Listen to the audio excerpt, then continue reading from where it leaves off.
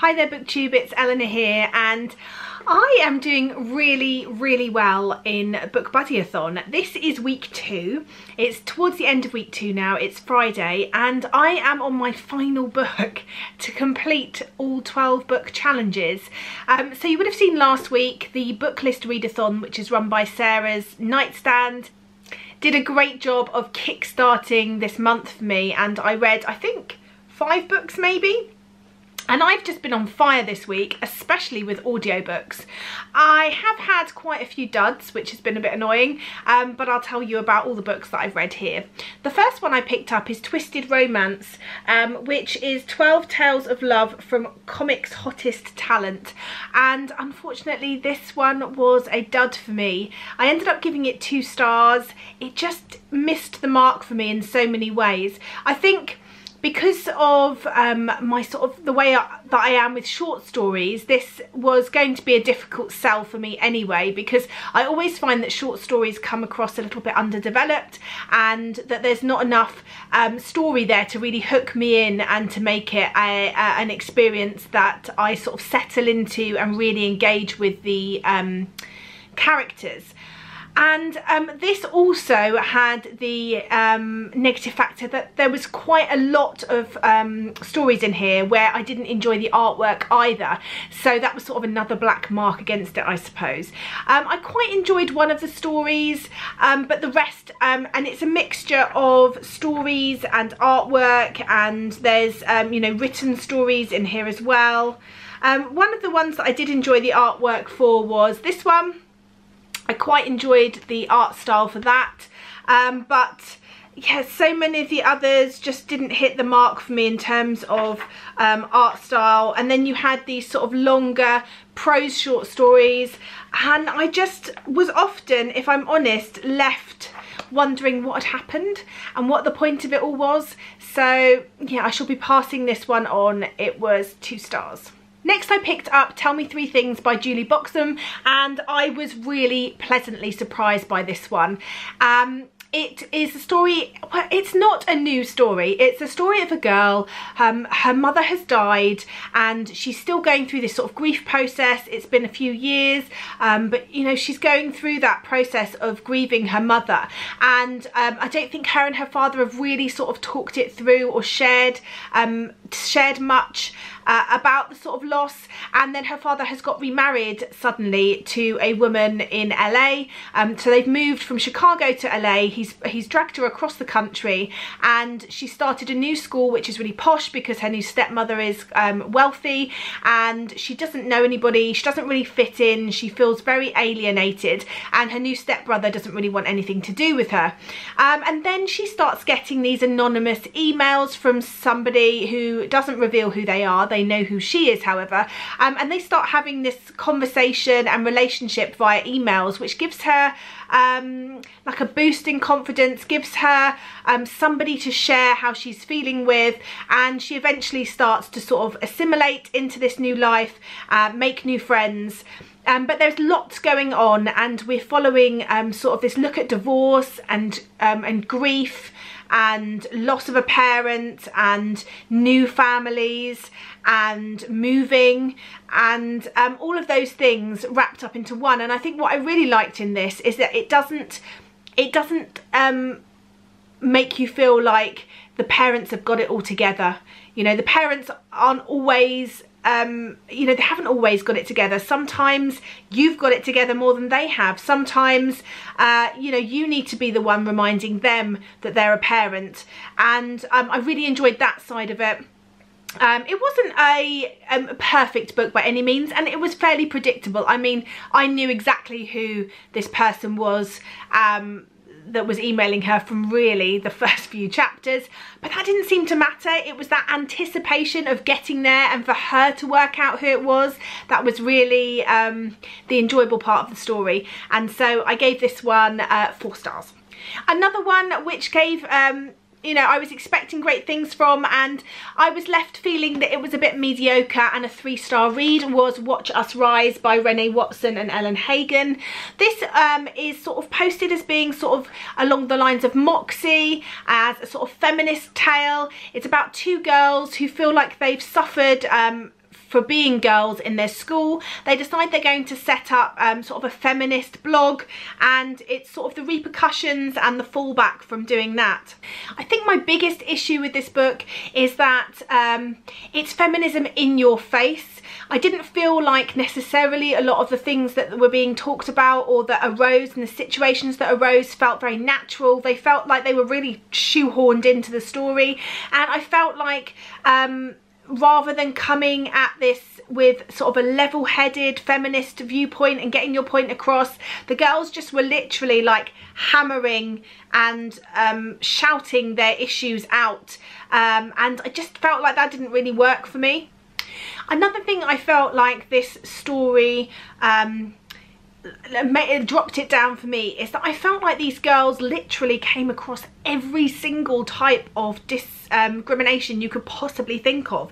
There was sexual and racial and gender, and there was just everything you could think of was hit them and was in this book, and I just felt like it was too much.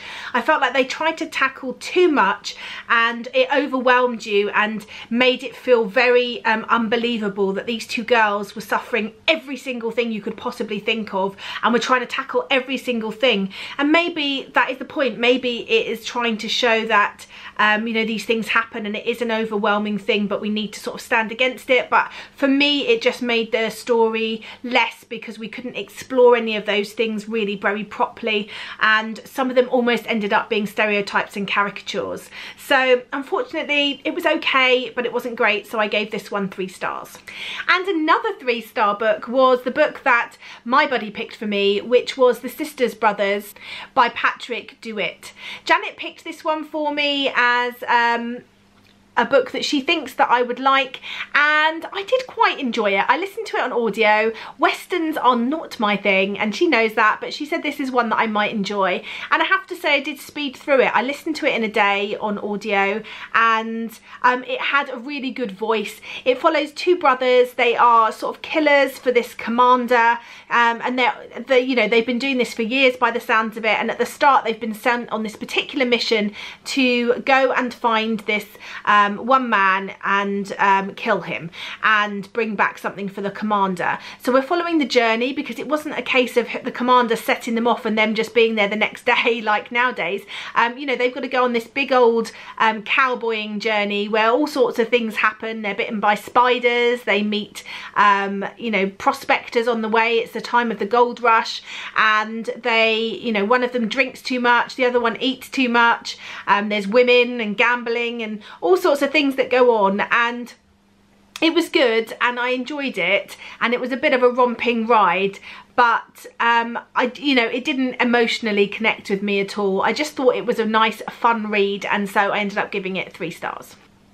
And then there was To Kill a Mockingbird by Harper Lee, the graphic novel, which was illustrated by Fred Fordham, and oh, it was so lovely.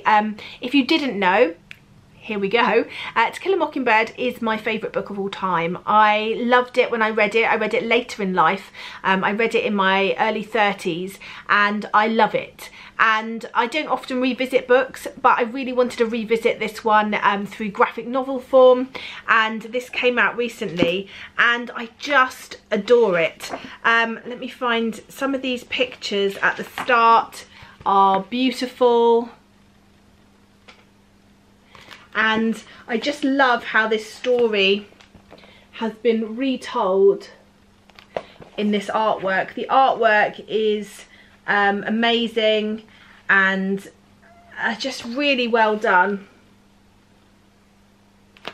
I read this in an evening and I just loved it. I just couldn't put it down. I wanted to be sat with this story, and it's really made me want to reread the original book and also to watch the film again, because oh, so how could I not give this one 5 stars? It follows Scout and her brother Jem and their friend who comes for the summer dill, and their father, who is a lawyer in a small town where racial prejudice is still a thing, where poverty is still a thing, and where Jem and Scout are growing up, and we see all sorts of things. We see Scout go to school and be told off by the teacher because she knows how to read and the teacher thinks she's too far ahead of everybody. We see how students go to school for one day just to get out of being sort of taken by the truancy officer. We see Atticus, their father, who is representing a black person in a rape case, and the injustice of it all, and I just thought it was really good. Then another 5-star read which came as a massive shock to me, and that was The Tenant of Wildfell Hall by Anne Bronte. I have been putting off reading some of my classics, and as always they always surprise me. This one is no different. I think this is possibly one of my, well, maybe my favourite classic I've ever read. Anne Bronte's voice is brilliant, and the story in this is just so modern. I can't believe that this was written such a long time ago, because the things she talks about are just could be happening today. She talks about our main character. At the beginning we're seeing our main character, Mrs. Graham. She's moved into this small village, she's moved into this house, and the local farm, one of the local farmers, Gilbert, and his family are intrigued by her. The whole village are intrigued by why she's there alone with her son. You know, why is she on her own? She's wearing widow's clothes. They're busybodies and they're really nosy, and they get into her business. She does art to sell, to earn her money to live off, which is not really the done thing. And Gilbert is intrigued by her, and so writes a letter to somebody talking about her. And then something happens, and we a third of the way through the book we go back and we find out Mrs. Graham's backstory, how she came to be. We follow her in this totally different life, in a marriage that is starts off one way and ends up another. We look at the sort of vices and excesses of the time, and the way that women and men were treated differently, and how difficult it was for a woman to escape you know, toxic marriages, and the sense of obligation, and the sense of being tied to something and not being able to get free, and that desperation of what you will do to free yourself from this and to free your child.